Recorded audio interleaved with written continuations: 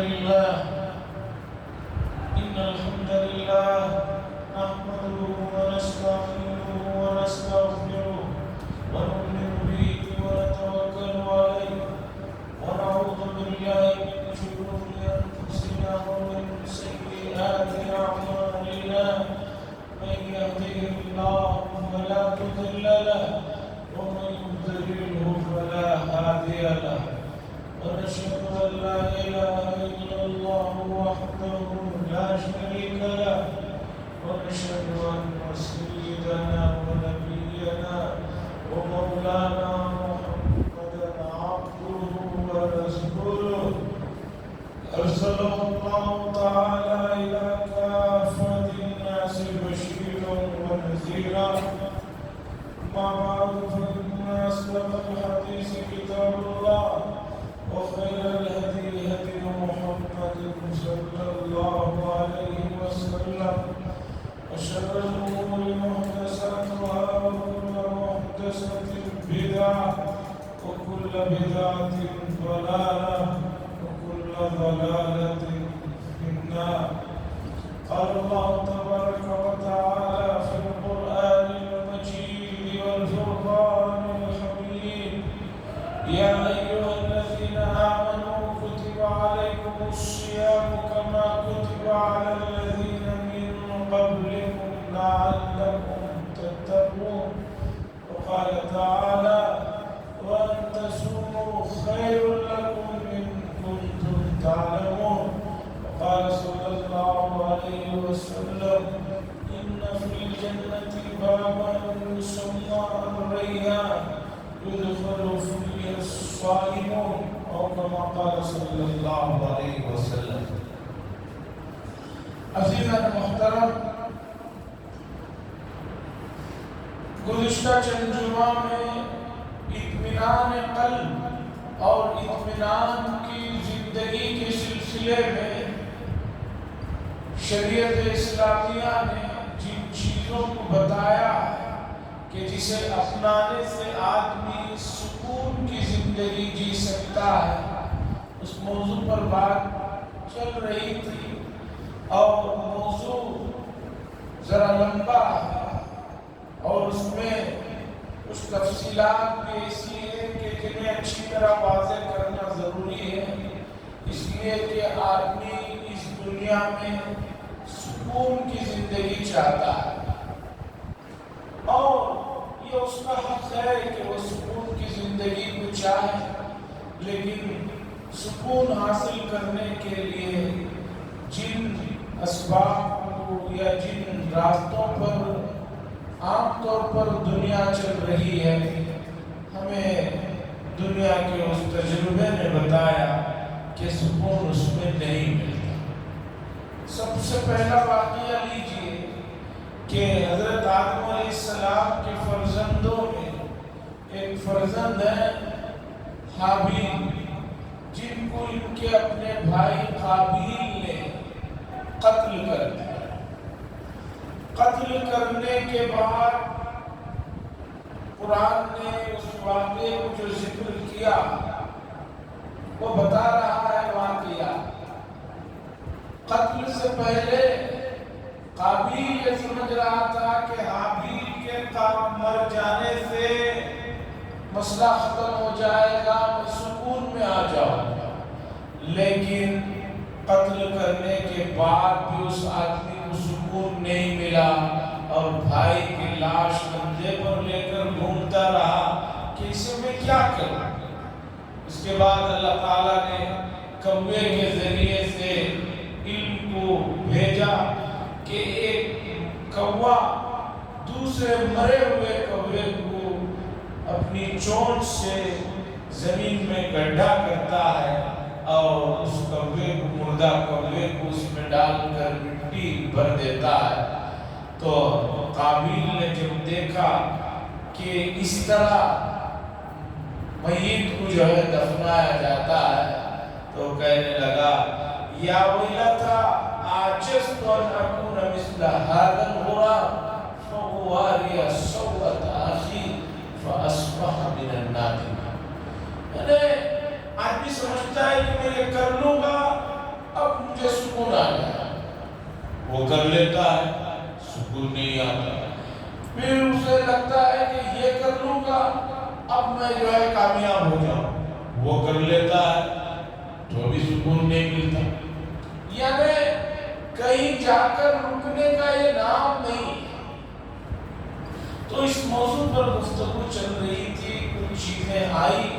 اور اس سلسلے میں کچھ چیزیں باقی ہیں۔ خاص طور پر امت اسلامیہ نے اپنے ماننے والوں کو اس سلسلے میں جو اسباق پڑھائے ہیں، ان کے لیے جن امور کی طرف توجہ دلائی ہے، ان میں سے ایک سب سے بڑا سبق یہ ہے تقدیر پر رضا بالقضاء، کہ آدمی راضی رہے تقدیر پر رضا بالقضاء۔ یہ ایمان کا عقیدہ ہے کہ آدمی اسباب کو اختیار کرے، کوشش کرے، محنت کرے، اس کے بعد نتیجہ اگر نہیں آتا ہے تو آدمی اپنے آپ سے یہ کہے کہ بھائی میری کوشش جتنی مجھے شریعت نے اور اللہ نے کہا میں نے وہ کوشش کیا، رزلٹ نہیں آیا، تو اب جو ہے مجھے اس پر جو ہے راضی رہنا چاہیے کہ میرے مقدر کا ہے۔ مقدر کا یہ مفہوم نہیں ہے کہ آدمی محنت ہی نہ کرے، جس کہ ہمارے لوگ کرتے ہیں۔ ہمارے یہاں یہ ہوتا ہے، تقدیر کا مفہوم لوگوں نے یہ سمجھ رکھا ہے کہ محنت نہ کرو۔ یہ مطلب نہیں ہے، محنت کرو، کوشش کرو، لگ جاؤ، پوری اپنی طرف سے کوشش کرو، اس کے بعد رزلٹ نہ آئے تب جو ہے آدمی یہ کہے کہ مقدر میں یہ بات طے تھی اس لیے مجھے نتیجہ نہیں آیا۔ اور شریعت نے یہ بھی سبق پڑھایا، آدمی کو سکون میں جینا ہے تو اپنے آپ کو جو بڑی بیماریاں ہیں جو آدمی کو تباہ و برباد کر کے رکھ دیتی ہیں اور آدمی کو کھوکھلا کر کے رکھ دیتی ہے، وہ ہے حسد اور کینہ اور بغض۔ اس سے اپنے آپ کو پاک رکھیں۔ حسد یہ ہے کہ آدمی ہر وقت دوسرے کو دیکھ کر کڑ رہا ہے، جل رہا ہے اور کہہ رہا ہے ہم دونوں ایک ہی محلے کے رہنے والے ہیں، ایک ہی اسکول میں تعلیم حاصل کی، ایک ہی ساتھ گریجویشن پورا کیا، آج یہ یہاں پہنچ گیا اور میں یہاں نہیں پہنچا۔ اب ہر وقت یہ فکر کر رہا ہے کسی طرح سے اس کا وہ عہدہ، اس کے وہ کاروبار یا اس کا وہ جو کچھ ہے وہ ختم ہو جائے، وہ بھی جو ہے روڈ پر آ جائے اور میری طرح مارا مارا پھرتا رہے۔ حدیث میں ہے کہ آدمی کو حسد جو ہے اندر ہی اندر کھوکھلا اور جو ہے کمزور اور جلا کر رکھ دیتا ہے۔ اسے تو کچھ نہیں ہوتا، جس پر یہ حسد کر رہا ہے اسے تو کچھ نقصان نہیں ہوتا، لیکن خود کا نقصان ہے اور روح تلملا کر رہ جاتی ہے۔ اس لیے احادیث میں حسد، کینہ، بغض، ان تمام چیزوں سے اپنے آپ کو پاک کرنے کی اور چونکہ خطرناک بیماریاں ہیں اللہ سے دعا کرنے کی اللہ کے نبی صلی اللہ علیہ وسلم نے تاکید فرمائی۔ حضرت حکیم الامہ مولانا اشرف علی تھانوی قدس سرہ نے فرمایا حسد ہو جائے تو اسے ختم کرنے کے لیے بڑی محنت کرنا پڑتا ہے، اور وہ محنت یہ ہے کہ جس سے تمہیں حسد ہو جائے اس کی تعریف جگہ جگہ کرتے رہو۔ آپ کو کسی سے حسد ہو گیا، اب وہ حسد ختم کرنا ہے اس لیے کہ حسد گناہ کبیرہ ہے، اور دوسرا آپ کی پوری زندگی کے روٹین کو جو ہے تباہ برباد کرنا۔ آدمی سکون سے سو بھی نہیں سکتا، سو رہا ہے لیکن اسے سکون نہیں ہے، کھا رہا ہے سکون نہیں ہے،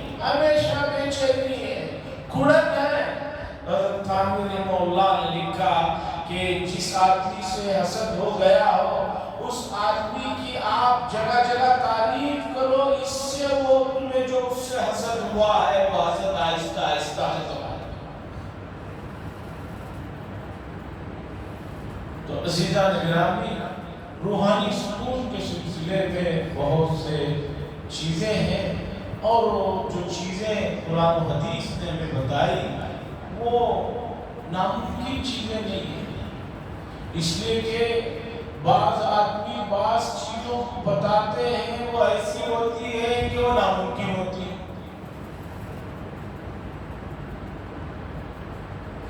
اب آدمی کہاں سے لایا؟ پہلے زمانے میں حکیم کہہ دیتے تھے کہ بھئی آپ کی طبیعت اچھی ہونی ہے تو جنگل میں فلاں جگہ جاؤ، فلاں جڑی بوٹی لاؤ، اور وہ جنگل فلاں جگہ ہے اور وہ فلاں جگہ ملتی۔ آدمی تلاش کرتے کرتے کرتے جنگل میں کسی جانور کا لقمہ بن جاتا۔ تو قرآن و حدیث نے انسانوں کو جن چیزوں کو کرنے کے لیے کہا ہے یا جن چیزوں سے رکنے کے لیے کہا ہے وہ ممکنات میں سے آسانی سے کیے جانے والے اعمال ہیں۔ اگر آسانی سے کرنے والے اعمال نہ ہوتے تو اللہ کبھی ان کا حکم نہیں دے۔ لا یکلف اللہ نفسا الا وسعها، اللہ تعالیٰ نے یہ قاعدہ اور قانون بتا دیا کہ ہم کسی نفس کو اس کی طاقت سے زیادہ کا مکلف نہیں بنائیں۔ یہ عقیدہ ہے، اسلامی عقیدہ ہے۔ اب جن لوگوں کے دل و دماغ میں بات بیٹھی ہوئی ہے کہ میں یہ نہیں کر سکتا، وہ حضرات بہت بڑی غلطی پر ہے، ان سے بہت بڑی چوک ہو رہی ہے،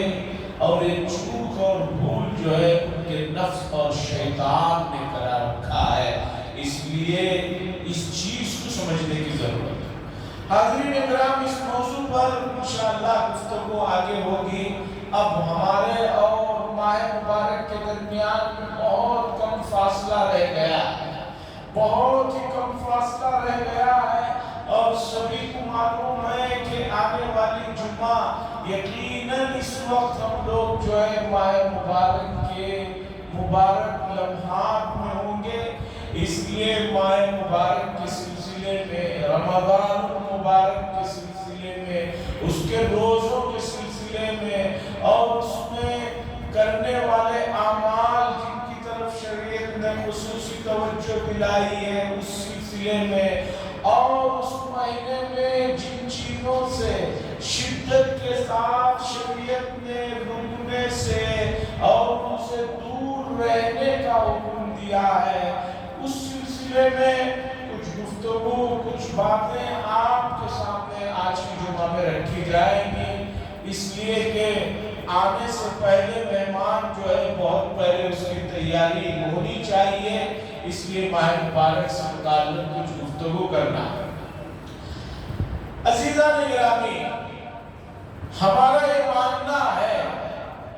اور اس لیے یہ بات ہمارا کہ جب سے دنیا بنی ہے اور حضرت آدم علیہ السلام جو پہلے انسان ہیں، تب سے لے کر اب تک کے جتنی بھی شریعتوں کے سلسلے میں قرآن و حدیث میں ہمارے پاس معلومات ہیں، اور ان کے سلسلے میں جو ہمیں بتایا گیا ہے، اس کی روح سے، اس کے حساب سے اللہ تبارک و تعالیٰ نے انسانوں کو ان کے جسم اور ان کی روح کے سلسلے میں بہت زیادہ جو ہے ایسے نفیس اور پاکیزہ اور آسان احکامات دیے ہیں کہ ان احکامات پر چلنے سے حضرت انسان کا جسم بھی اور اس کی روح بھی دونوں جو ہے پاک صاف رہتی ہے، مضبوط رہتی ہے، تندرست رہتی ہے۔ قریب میں چائنا کے ایک بڑے محقق کی بات میں نے یہ پڑھی۔ چائنا میں علاج جو ہے دوائیوں کے ذریعے سے کم ہوتا ہے، وہ بھی خاص طور پر یہ جو انگریزی دوائیاں وغیرہ ہیں اس سے علاج کم ہے۔ وہاں پر ہر چیز کا علاج جسم کے بعض حصوں پر مالش کرنے سے یا اس کو دبانے سے یا اس کو چھونے سے وہ بیماری ختم ہوتی ہے، یہ طریقہ وہاں پر چلتا ہے۔ یہاں بھی بنگلور میں بھی اس طرح کا علاج ہوتا ہے، کوئی دوائی نہیں ہے، آدمی جا کر کہتا ہے کہ مجھے یہاں درد ہے، تو یہاں پکڑتے ہیں رگوں کے پاس، تو پتہ چلتا ہے کہ اسی وقت جو ہے وہ درد کم ہونے لگتا ہے۔ یہ علاج یہاں بھی ہمارے شہر میں بھی ہے، قریب میں بھی ہے، بہت سارے حضرات اس سے بھی جاتے ہیں۔ تو چائنا کے اندر اس طرح کا علاج ہے کہ آدمی کو بغیر دوائی کھلائے جسم کے مخصوص حصوں پر ہاتھ رکھ کر دبانے سے، یہ کرنے سے اسے اس بیماری سے افاقہ ہوگا۔ تو چائنا کے ایک بڑے معالج نے یہ بات لکھی ہے کہ مسلمان جو وضو کرتے ہیں، مسلمان جو روزانہ کم از کم 5 مرتبہ تو وضو ضروری ہے، 5 نمازوں کے لیے 5 مرتبہ وضو ضروری ہے، اس کے علاوہ بھی آدمی جو ہے باوضو رہے، یہ اچھی بات ہے، اس لیے کہ اس کے اپنے بہت سے فوائد۔ وہ چائنیز محقق لکھتا ہے کہ ایک آدمی جب وضو کرتا ہے تو جسم کے ان اعضاء پر اس کی رگڑ ہوتی ہے اور ان اعضاء پر وہ ملتا ہے اپنے آپ کو کہ اگر ان اعضاء میں سے جن پر یہ کچھ وضو کے درمیان میں چہرہ دھو رہا ہے، رگڑ کر دھونا ہے، ہاتھوں کو رگڑ کر دھو رہا ہے، پورا مسح کرنا ہے، کانوں کا مسح ہے، پیچھے گردن کا مسح ہے، پھر پیروں کو دھونا ہے، اور وضو میں ترتیب بھی بڑی عجیب ہے۔ پہلے 3 اعضاء کو 2 اعضاء کو دھویا جاتا ہے، چہرے کو ہاتھوں کو دھویا جاتا ہے، پھر مسح کیا جاتا ہے، پھر پیروں کو دھویا جاتا ہے۔ اس محقق نے لکھا ہے، چائنا کے اس معالج نے لکھا ہے کہ اگر مسلمان اسی وضو کو جو صحیح طریقہ ہے جن کو ان کے نبی نے بتایا ہے پابندی سے صحیح طریقے پر کر لے تو کوئی بیماری ان کو نہیں چھو سکتی، اس لیے کہ ان اعضاء پر ان کا رگڑ ہوتا ہے، دھویا جاتا ہے کہ جن کے دھونے سے، رگڑنے سے آدمی کی رگوں میں جو خون کی گردشیں صحیح ہونی چاہیے وہ ہو جاتی۔ لیکن مسئلہ یہ ہے کہ آدمی سنت کے مطابق وضو بھی سیکھنے کے لیے تیار نہیں، وضو بھی سنت کے مطابق کرنے کے لیے تیار نہیں۔ تو آپ سوچئے کہ ایک غیر جو اسلام کا جو مخالف ہے وہ کہہ رہا ہے کہ اس طریقے پر ہاتھوں کو، پیروں کو دھونے سے انسان بہت سی بیماریوں سے خود کو خود پاک ہو جائے گا۔ جس شریعت میں وضو جیسی چیز کے لیے اتنے فائدے اگر شریعت نے جو بتایا اس میں رکھے ہوئے ہیں، تو سوچئے کہ شریعت نے جن احکامات کو شدت کے ساتھ بیان کیا اور یہ کہا کہ اس پر عمل کرو، ان پر عمل کرنے میں کتنا فائدہ ہے آپ اندازہ نہیں لگا سکتے۔ قرآن نے فرمایا وَأَن تَصُومُوا خَيْرٌ لَكُمْ، لوگوں روزہ رکھو، اس میں بہت خیر ہے، لو کانوا یعلمون، کاش تم اس بات کو جان لینا۔ جانو، اللہ کہہ رہے ہیں اس بات کو جانو کہ روزے کے اندر بہت خیر ہے، تم اس بات کو جان لو، روزے رکھو۔ لفظ خیر عربی کا ایک ایسا بڑا اور جامع لفظ ہے، اس لفظ کے مفہوم میں، اس لفظ کی تعریف میں، اس کی وسعت میں وہ تمام چیزیں آ جاتی ہیں جسے ہم اردو میں کہیں کہ بہت سی خوبیاں، بہت سی اچھائیاں،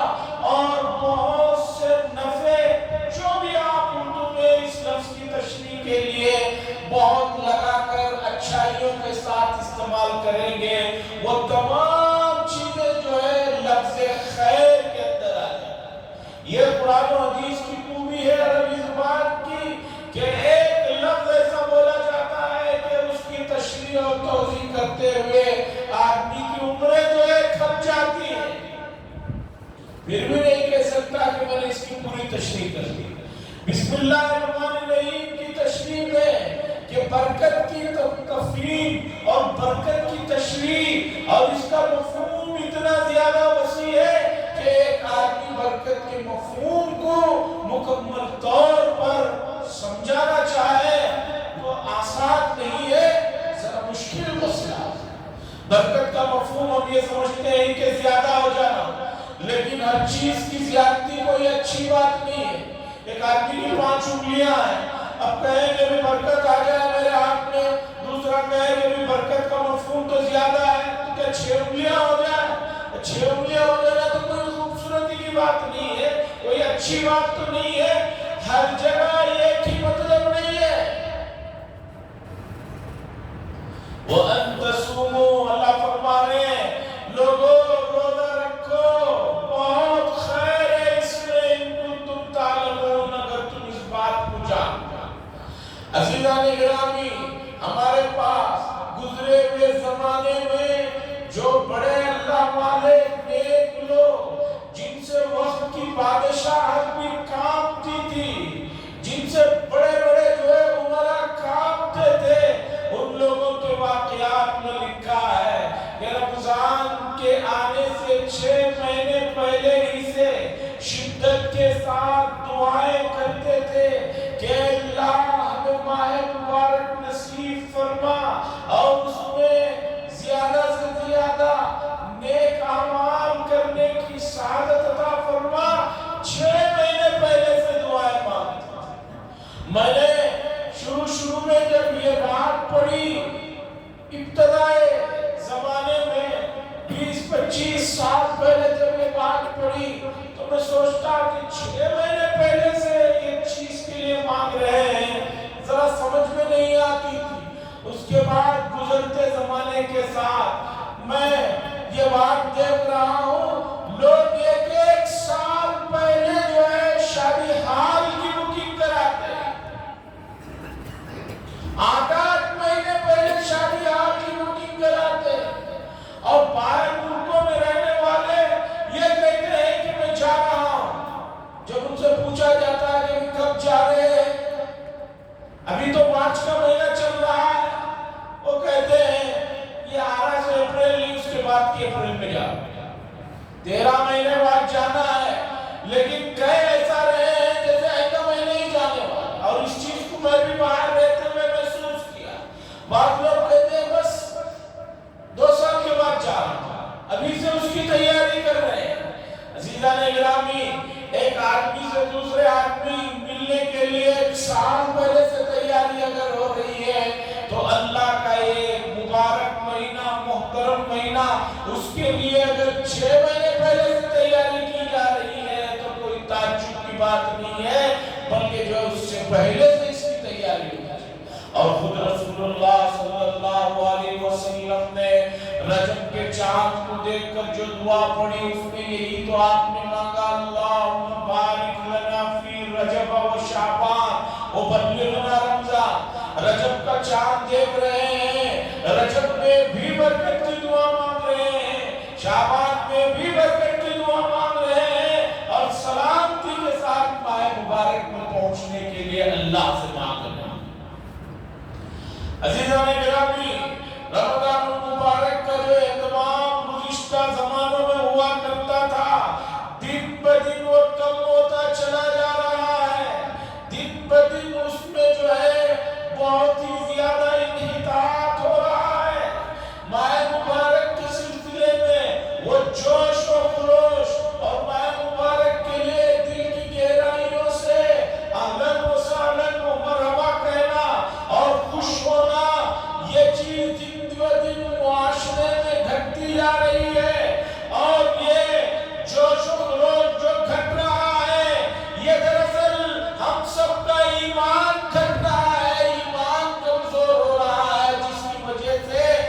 अच्छाइयों को लेने के सिलसिले में वो जोश और खरोश नजर नहीं आती। सीज़न ग्रामी माह मुबारक के लिए जो तैयारियां होनी चाहिए उसमें अपने औकात को ज्यादा से ज्यादा सर्व करने के लिए जो एहतमामात होना चाहिए आज मुआशरे में खत्म होता जा रहा है। और हमारी बदनसीबी देखिए, मुल्क में जब नफरत का माहौल चल रहा है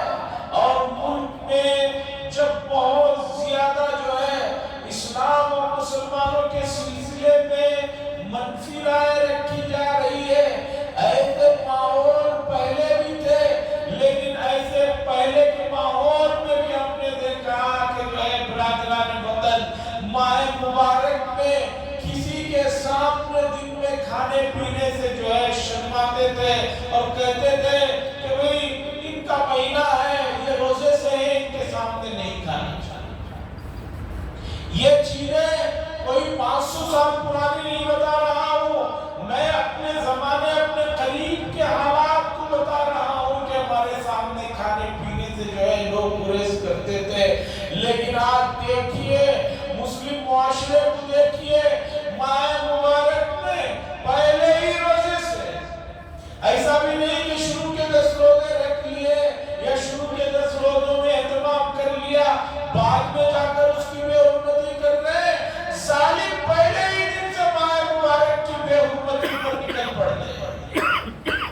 अजीज़ान गिरामी, ये शाआइर में से है, इस्लाम की उन खूबियों की और उन आला दर्जे की चीजों में से है जो इस्लाम की पहचान कहलाते हैं। ऐसी पहचान और आला दर्जे की चीजों की बेहुरमती गुनाह कबीरा तो है ही, उसका वबाल आखिरत में तो है ही, दुनिया में भी उसके वबाल बहुत जल्दी कर रह जाते हैं। पहले ही रोजे में देखिए, आप ज्यादा दूर मत जाइए, खास तौर पर मुस्लिम इलाके जहाँ कसीर और घनी आबादी है, वहाँ जाइए, पहले ही रोजे के दिन आपको सुबह ही सुबह 7 साढ़े 7 बजे से जो है ऐसे लोग मिलेंगे जो बगैर सहरी के भी रोजा रख सकते हैं। अल्लाह ने इतनी ताकत और वुसअत दी है जिस्म में कि बगैर सहरी के रोजा रख सकते हैं और इसके बावजूद रोजे का मजाक करते हुए खुले आम खाते पीते हुए मिलेंगे। अल्लाह के बंदो, अल्लाह की नाजिल करदा चीजों की इतनी बेहुरमती, इतना उसके साथ तौहीन वाला सुलूक कि जिस महीने के लिए सहाबा महीनों से दुआएं कर रहे हैं, कुरान जिसके बारे में कह रहा है कि बहुत बरकत की चीज है, इसमें अपने आप को जो है अल्लाह के करीब करने के बहुत से मौके कम फुर्सत में मिलने वाले हैं, उसका इतना मजा, ये बहुत ज्यादा उम्मत के लिए अलमिया है, ये हादिसा है और ये बहुत गम की बात है, इस पर फिक्र करनी चाहिए। कोई हादिसा हो जाता है, हम लोग फिक्र करते हैं कि भाई हादिसा हो गया, किस तरह जो है फिर उनको दोबारा बसाया जाए। ज़लज़ले आ जाते हैं, तूफानी बारिशों में कुछ बह जाता है, वहाँ के लोगों को बसाने की फिक्रें होती हैं, बहुत अच्छी बात है, फिक्रें करना चाहिए। अपने लोग हैं, इंसान है, सभी की फिक्र करनी चाहिए। लेकिन एक आदमी दुनिया व आखिरत अपनी भी और दूसरों की भी बर्बाद कर रहे हैं, खुले आम इस तरह माह मुबारक में रोजों को छोड़कर इस सिलसिले में भी हम लोगों को उन लोगों की फिक्र करते हुए उन्हें प्यार मोहब्बत से, अपनाइयत से समझाना चाहिए और उनके लिए खुसूसी दुआएं भी करना चाहिए कि अल्लाह इन लोगों को हिदायत अता फरमा, तेरे इस मुबारक महीने का इतने खुले आम जो है मजाक उड़ा रहा है। रोजा रखने वालों की तादाद गिरती जा रही है, कम होती जा रही है और आप जान लीजिए ये तादाद का कम होना, ये जो है दिन ब दिन ग्राफ का नीचे जाना उम्मत के लिए कोई अच्छी बात नहीं है। हदीस में आता है रसूलुल्लाह सल्लल्लाहु अलैहि वसल्लम ने फरमाया कि एक समंदर में एक कश्ती में लोग सफर कर रहे थे। कश्ती में 2 मंजिलें थी, एक नीचे की एक ऊपर की, ग्राउंड और फर्स्ट फ्लोर। अब कुरानदाजी हुई कि भी ग्राउंड फ्लोर में कौन रहेंगे, फर्स्ट फ्लोर में कौन रहेंगे। कुछ लोगों का नंबर ग्राउंड फ्लोर का आ गया, कुछ का फर्स्ट फ्लोर का आ गया। अब कश्ती में सफर हो रहा। अब नीचे वालों को, ग्राउंड फ्लोर वालों को जब भी पानी लेना होता था वो फर्स्ट फ्लोर पे जाकर वहां से रस्सी के जरिए से लेते। ऐसे ही चल रहा था। कुछ देर बाद ग्राउंड फ्लोर वालों ने कहा कि भाई पानी के लिए हमें बार बार ऊपर जाना, ऊपर से जो है पानी लेना, और ऊपर वालों को भी हमारे बार बार जाने से तकलीफ होती है, इसलिए अब ऊपर जाकर पानी लेने से बेहतर है हम तो ग्राउंड फ्लोर पे है ही, यही कश्ती की जो है छत में जो है एक सुराख करके नीचे से पानी ले लिया। बुखारी शरीफ की हदीस है, रसूलुल्लाह सल्लल्लाहु अलैहि वसल्लम ने जो मिसाल बयान फरमाई किसी मसले को समझाने, माहिरीन कहते हैं ऐसी प्यारी और बेमिसाल मिसालें हैं कि हर आदमी उसे आसानी के साथ समझ सकता है। ऐसी मिसाल नहीं बयान फरमाई कि जिसे समझने के लिए आपको 3-4 डिग्रियों की जरूरत पड़े। तो बहरहाल नीचे के फ्लोर, ग्राउंड फ्लोर वालों ने कहा कि यही सुराख डालते हैं, यहाँ से पानी लेते हैं, बार बार ऊपर क्यों जाए सताने के लिए। फर्स्ट फ्लोर वालों को पता चलता है कि भाई ग्राउंड फ्लोर वाले जो है वो कश्ती में नीचे ही सुराख डालकर पानी लेना चाह रहे हैं। तो अब फर्स्ट फ्लोर वाले कहते हैं कि भाई उनकी मर्जी, जो चाहे करे, हमें उससे क्या मतलब, सुराख डाले कुछ भी करे। हदीस में आता है रसूलुल्लाह सल्लल्लाहु अलैहि वसल्लम ने फरमाया अगर ग्राउंड फ्लोर वालों की इस हरकत को करने के लिए फर्स्ट फ्लोर वालों ने ये कहकर छोड़ दिया कि उनकी मर्जी, वो जो चाहे करे, तो बताइए कि जब कश्ती में नीचे सुराख होगा, जब कश्ती में अंदर पानी आएगा, तो क्या सिर्फ ग्राउंड फ्लोर वाले डूबेंगे या फर्स्ट फ्लोर वाले भी डूबेंगे? जाहिर सी बात है कि पूरे के पूरे डूबेंगे और गर्क हो जाएंगे। और अगर फर्स्ट फ्लोर वालों ने जाकर उनको सुराख डालने से मना करके उनको किसी तरह राजी कर लिया, तो वो भी बच जाएंगे, ये भी बच जाएंगे। ठीक इसी तरीके पर अल्लाह के नबी सल्लल्लाहु अलैहि वसल्लम ने फरमाया कोई गुनाह करता है, कोई नाफरमानी करता है, कोई रमजान का मजाक उड़ा रहा है, दूसरा आदमी ये कहकर कि भाई मुझे क्या, मैं तो रोजा रख रहा हूँ, मैं तो नमाज पढ़ रहा हूँ, और कुछ भी करे, फना होकर जाए, मुझे उससे कुछ लेना देना नहीं है, ये कहकर छोड़ देगा, तो उसका वबाल सिर्फ उसकी जात तक नहीं होगा, बल्कि जो है उसका वबाल पूरे लोगों को भुगतना पड़ेगा। आज यही हो रहा है। उम्मत मुस्लिमा लोगों की दूसरी जरूरतों के लिए तो बहुत आगे आते हैं, लेकिन अपने भाइयों की जो दिन ब दिन रूहानी बर्बादी की तरफ जो बढ़ रहे हैं, उसकी तरफ हम लोगों ने फिक्र करना छोड़ दिया। हम ऐसे लोगों के साथ उठते हैं, बैठते हैं जो खुले आम जो है रोजा छोड़ रहे हैं, खुले आम नमाज छोड़ रहे हैं, खुले आम गुनाह कर रहे हैं। हदीस में आया है कि बनी इसराइल पर जो अज़ाब आया उसकी वजह ये हुई कि जब उन लोगों ने अपने लोगों को खुले आम गुनाह करते हुए नहीं रोक रहे थे, फिर चंद दिनों के बाद उन्हीं के साथ मौज मस्ती कर रहे थे, तो अल्लाह ने फरमाया कि इनको और उन दोनों को जो है नरक कर दिया। अज़ीज़ान गिरामी, आने वाला महीना ऐसा नहीं है कि उसका कोई लम्हा ज़ाया होने पाए। आने वाला महीना ऐसा नहीं है कि उसमें कोई आदमी रोजे को छोड़े। आने वाला महीना ऐसा नहीं है कि उसमें कुरान मजीद की तिलावत से आदमी दूर रहे। आने वाला महीना ऐसा नहीं है कि उसमें आदमी फर्ज नमाज, फर्ज तो छोड़िए, सुन्नत और नवाफिल भी छोड़ने की जो है गुंजाइश नहीं रखता। بعض لوگ روزہ رکھتے ہیں نمازوں سے غائب، گھر میں اب کیا کریں، سحری اٹھتے ہیں اسی وقت گرم ملتا ہے کھا لیتے ہیں، اب پھر شام کو ہی ملے گا، پھر شام تک بھوکے رہ لیتے ہیں، لیکن نمازوں سے غائب۔ نمازیں تو رمضان کے علاوہ بھی ضروری ہے، تو رمضان میں تو اس کی اور زیادہ تاکید بڑھ جاتی ہے۔ اللہ کے رسول صلی اللہ علیہ وسلم نے فرمایا کہ بھئی روزے کا ایک مقصد ہے، روزہ جو ہے ایک نظام ہے، اس نظام کو سالانہ ایک مہینہ اس لیے رکھا گیا کہ اس کے مطابق باقی کے 11 مہینوں میں جو ہے آدمی زندگی کو ایک ترتیب سے، ایک نہج سے لے کر چلے۔ اس لیے عزیزان گرامی، آنے والے مہینے کے احترام میں ابھی سے اپنے آپ کو تیار کر لیجئے، اور کیلنڈریں بتا رہے ہیں، تقویم بتا رہی ہے، آنے والا بدھ یعنی 23 تاریخ کو، یعنی اس سے پہلے 22 تاریخ کو انشاءاللہ مغرب سے رمضان شروع ہو جائے۔ 29 تاریخ کو کیلنڈر بتا رہا ہے، یعنی کہ چہارشنبہ بدھ کے دن جو ہے رمضان شروع ہو جائے گا۔ اس سے پہلے ابھی 2-4 دن ہے، اپنے جتنے بھی بڑے بڑے پروجیکٹس ہیں، جتنے بھی بڑے بڑے کام ہیں،